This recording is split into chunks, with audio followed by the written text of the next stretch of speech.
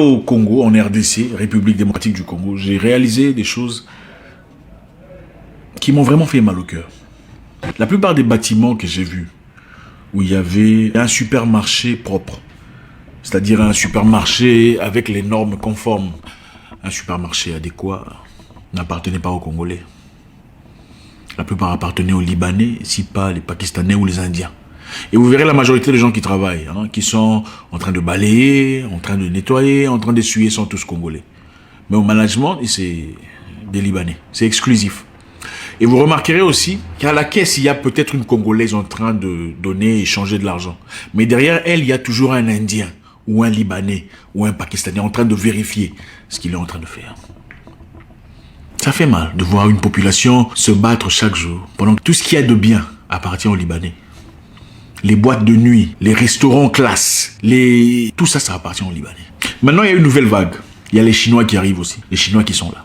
Pendant que le Congolais se bat en spiritualité contre les démons de son village, contre les esprits qui ont été envoyés par sa tante pour détruire son avenir, le Chinois prie Bouddha pour que Bouddha lui donne l'opportunité de venir au Congo et s'enrichir. Pendant que le Congolais crie espérant aller à Dubaï, aller à New York ou en France pour y trouver une vie meilleure, le Chinois prie Bouddha pour venir au Congo et s'enrichir. Dans les mines, dans les diamants, dans tout ce que ce pays a à offrir. À Kinshasa, il y a deux Kinshasa. Il y a Kinshasa et République de la Gombe. Gombe, c'est la ville. D'accord? Donc la ville est Kinshasa. La ville où il y a des bureaux est Kinshasa. Et ceux qui vivent dans Kinshasa ne sont pas nécessairement considérés ou respectés autant que ceux qui vivent dans la République de la Gombe, qui est la ville. Maintenant, la République de la Gombe, qui est la ville, a presque entièrement été vendue aux Libanais. Parce qu'ils possèdent tout ce qu'il y a comme building, tout ce qu'il y a comme construction, de masse construction, emphatique appartient aux Libanais. Je me demande un jour s'ils disaient, bon ok, désormais, nous on veut plus de vous les Noirs, restez là-bas, on va couper cette partie, ça va devenir le Liban. Vous faites quoi? Nous sommes ici dans un pays où tout est importé. Papier hygiénique importé, allumettes importées, pâte dentifrice importée, tout est importé par les Libanais ou les Chinois. Le Chinois prie Bouddha pour qu'il quitte la Chine et qu'il vienne au Congo, achète des terres à Kinshasa, des terres où il travaille le sable. Je ne sais pas comment vous appelez ça techniquement. Le sable qu'on vend aux Congolais pour aller construire leur maison. Donc le Chinois quitte la Chine, il vient au Congo, achète vos terres à moins cher, travaille le sable et vous revend le sable pour vos propres constructions. Il quitte chez lui, il vient dans tes terres, il travaille tes terres, il te les vend. Et tu achètes. Et il devient millionnaire. Pendant que toi, tu pries encore demandant la bénédiction venant de Dieu. Qu'est-ce qu'on n'a pas compris de la vie? Il ne suffit pas de prier, mes frères. La prière seule est insuffisante. Rome n'a pas été construit à travers la prière. L'avion que vous prenez n'a pas été fabriqué à travers la prière.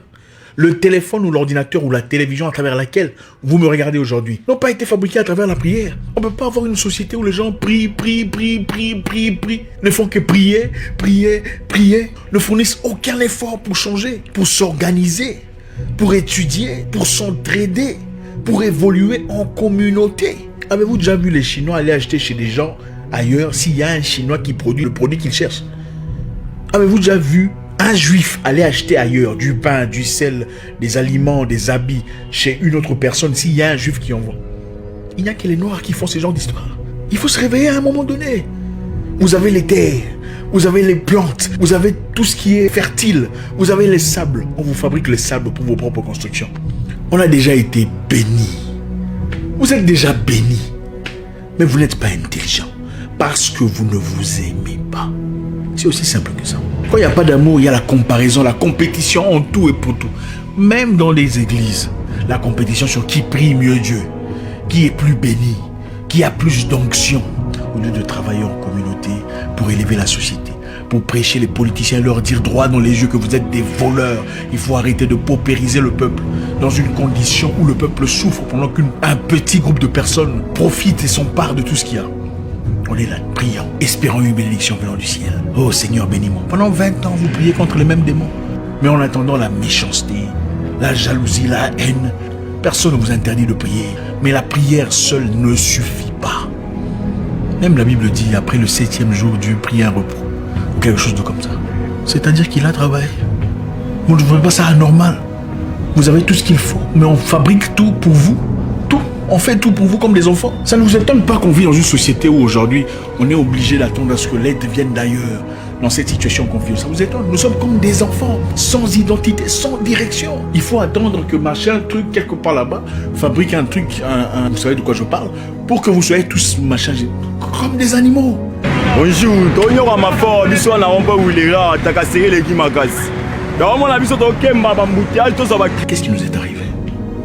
Oui, la Bible a dit qu'il faut prier sans cesse, mais la Bible a aussi dit il y a un temps pour tout. Il y a un temps pour réfléchir, sans nécessairement réfléchir dans la spiritualité.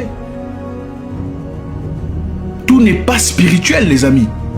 Pourquoi vous ne priez pas pour faire vos enfants? Il faut passer à l'acte, n'est-ce pas? Pourquoi vous ne priez pas pour que vous soyez rassasiés? Il faut passer à l'acte. Quand vous puez de la bouche, pourquoi vous ne priez pas pour que la puanteur parle? Il faut brosser sa bouche.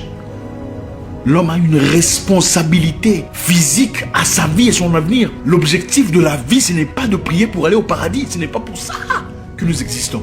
Ne serait pas-il fou d'un Dieu créer un homme pour qu'il vive pendant un temps et mourir, aller au paradis? Pourquoi il n'a pas laissé les gens au paradis? Pourquoi il n'a pas carrément laissé les gens là où ils étaient dans l'inconscience? Il t'emmène ici, bon tu souffres et tu souffres pour aller au paradis. C'est ça la récompense. Qui vous a dit ça? Qui vous a dit que l'objectif de l'humain, c'est venir souffrir sur terre pour finalement voir s'il mérite d'aller au paradis ou pas? Même un gars de l'élémentaire ne pourrait pas faire un concept aussi stupide. Vous êtes sur terre pour des objectifs bien précis, pour laisser votre marque dans l'histoire. Regardez. Si vous aviez votre maison, permettriez-vous à un étranger de venir s'établir, prendre une chambre, changer la couleur et vous dire où vous pouvez entrer ou pas? Vous ne le ferez pas, n'est-ce pas? Mais nous sommes les mêmes à autoriser ces mêmes histoires venant des étrangers. Je n'ai rien contre les Chinois et les Libanais. Mais j'ai tout contre cette mentalité africaine d'abandonner ou de délaisser leurs propres responsabilités entre les mains d'autres personnes. Pourquoi ne sommes-nous que consommateurs? Un Congolais ne peut pas fabriquer les shawarma ou les shawarma pour que les Congolais le soutiennent. Il faudrait que ça vienne d'un Libanais pour que ça ait de l'ampleur et de la considération, le respect. Pour un Congolais, vous voudriez un prix plus bas, n'est-ce pas? N'est-ce pas? N'est-ce pas qu'on voudrait un prix plus bas parce que tu n'es pas arabe?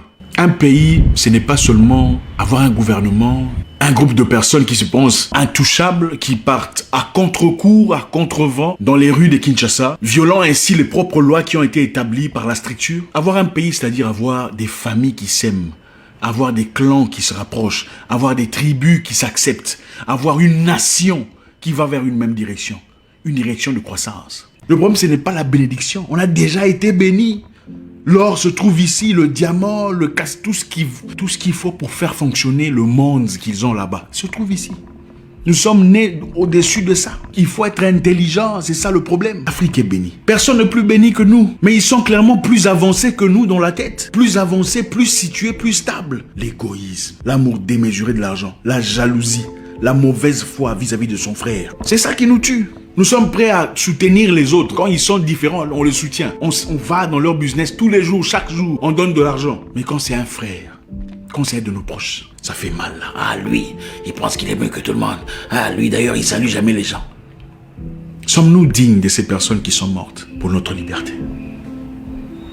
Il faut se poser la question. Si c'est Dieu qui bénit, il bénit aussi les méchants qui travaillent. Il bénit aussi ceux qui ne prient pas parce qu'ils sont intelligents. Vous êtes déjà béni. Développez votre intelligence et votre attitude. Chaque chose a son temps.